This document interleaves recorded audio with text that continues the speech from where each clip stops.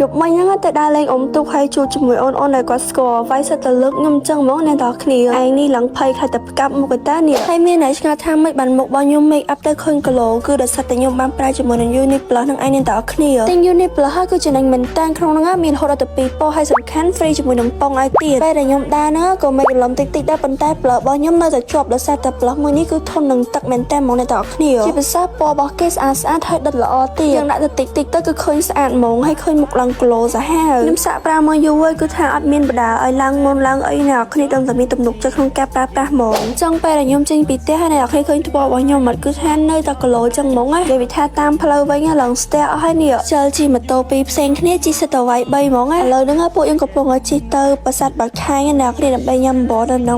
ល់ឆ្ងាញ់ណាអ្នកដែលមើលវីដេអូរបស់ខ្ញុំឃើញខ្ញុំអាសាមកញ៉ាំនៅនឹងមែនតើមកអ្នកគ្នាទៅ3ថ្ងៃធម្មតាក៏មិនញ៉ាំដែរពេលខ្លះហើយអ្នកគ្នាពេលដែលខ្ញុំមកដល់កន្លែងបបរហ្នឹងគឺមេឃភ្លៀងឡើងខ្លាំងហ្មងនិយាយទៅគឺថាញ៉ាំបបរបដាចាំឲ្យមេឃរាំងបដាបានទៅវិញទម្រាំតែមេឃរាំងគឺមេឃយប់បដាអ្នកគ្នាបន្ទាប់មកបានពួកខ្ញុំធ្វើដំណើរទៅមាត់ស្ទឹងហើយអ្នកគ្នានិយាយទៅគឺថាខ្ញុំទៅបានចេញដើរថ្ងៃទី2ហ្នឹងឯងអ្នកគ្នាថ្ងៃអ៊ំទុកទី1ហ្នឹងគឺខ្ញុំកេងផ្ទះទេទៅបានចេញថ្ងៃនេះឯងហើយបើនិយាយពីមនុស្សវិញឡើងច្រើនមកអ្នកគ្នាមានទាំងខ្មែរទាំងបរទេសយើងនាំគ្នាមកដើរលេងពេញហ្នឹងឯងអ្នកអត់បានមកសៀមរាបឆ្នាំនេះស្ដាយនិយាយទៅសៀមរាបបដា disappointed ទេឲ្យតែមកដឹងតែសុបាយរហូតហ្មងញ៉ាំបបរមួយចានធំហើយសាច់គោអាំងពីចកទៀតប៉ុន្តែឥឡូវនៅតែឃ្លានអ្នកគ្នាខ្ញុំទិញកញ្ចក់កញ្ចប់ញ៉ាំពេញតាមផ្លូវនឹងឯងទៅពេលដើរគឺខ្វះកលរបស់ញ៉ាំមែនតើនៅសាខាងណាក៏សុទ្ធតែរបស់តំណងឆ្ងាញ់អ្នកគ្នារវល់តែញ៉ាំអីដើរលេងសប្បាយហ្នឹងអត់ភ្លេចខ្មៅនៅផ្ទះអ្នកគ្នាមើលគេដេកចាំខ្ញុំម៉ែអូយឲ្យមុខឡើងកញើគាត់តែឃើញយើងនិយាយទៅមានណាអ្នកគ្នាក៏ឲ្យខ្ញុំហៅឡើងទៅលើនៅពេលរត់ព្រូ